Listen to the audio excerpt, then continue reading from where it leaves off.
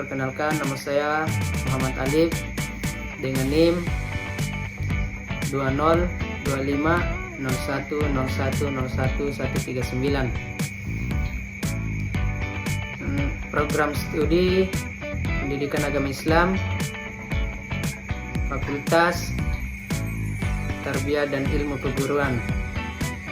Baik, di kesempatan pada kali ini saya akan menjelaskan materi tentang penulisan referensi dalam karya ilmiah. Untuk memenuhi salah satu tugas dari mata kuliah Bahasa Indonesia dengan dosen pengampu atas nama Bapak Profesor Dr. Fahmi Gunawan, SS, MHum, dan Bapak Muhammad Ashari Sulaiman, SPD, MPD. Baik, selanjutnya kita masuk untuk materi.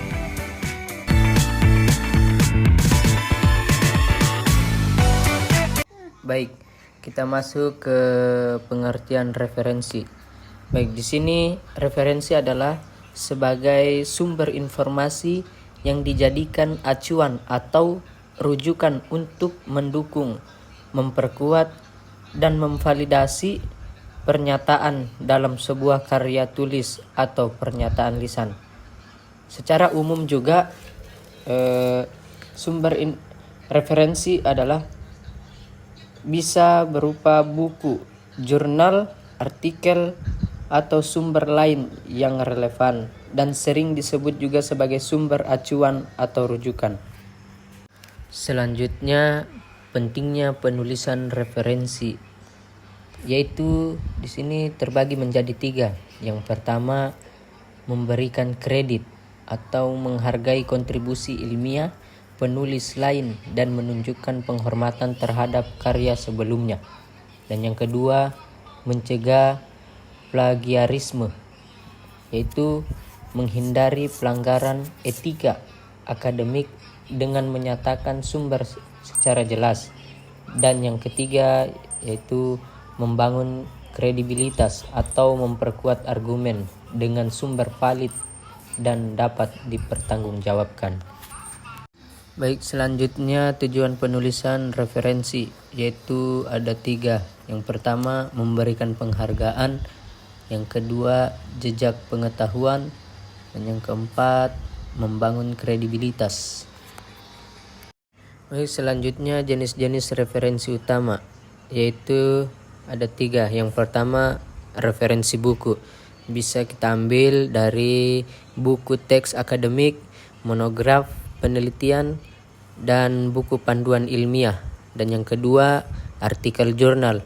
Bisa kita ambil dari jurnal ilmiah terakreditas dan hasil penelitian eksperimen dan analisis data kuantitatif atau kualitatif. Dan yang ketiga, sumber digital. Bisa kita ambil dari artikel berita ilmiah, laporan organisasi, dan database online.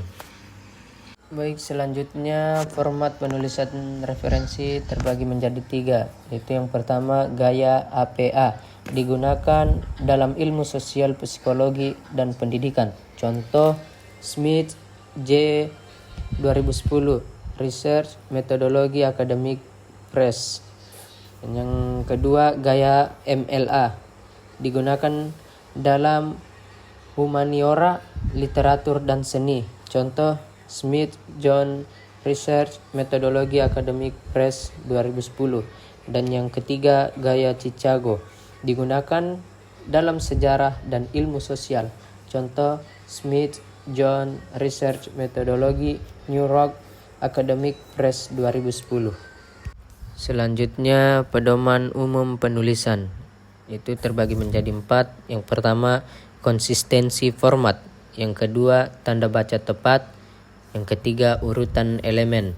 Dan yang keempat, penulisan nama.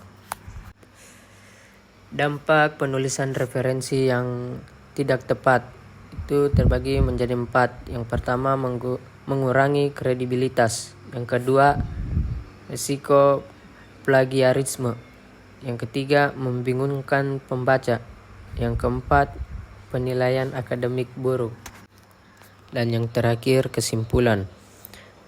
Penulisan referensi merupakan aspek sangat penting dalam setiap karya ilmiah. Tidak hanya berfungsi membersihkan kredit kepada penulis sumber, tetapi juga berperan menjaga integritas akademik, kredibilitas penulis, dan kualitas penelitian secara keseluruhan.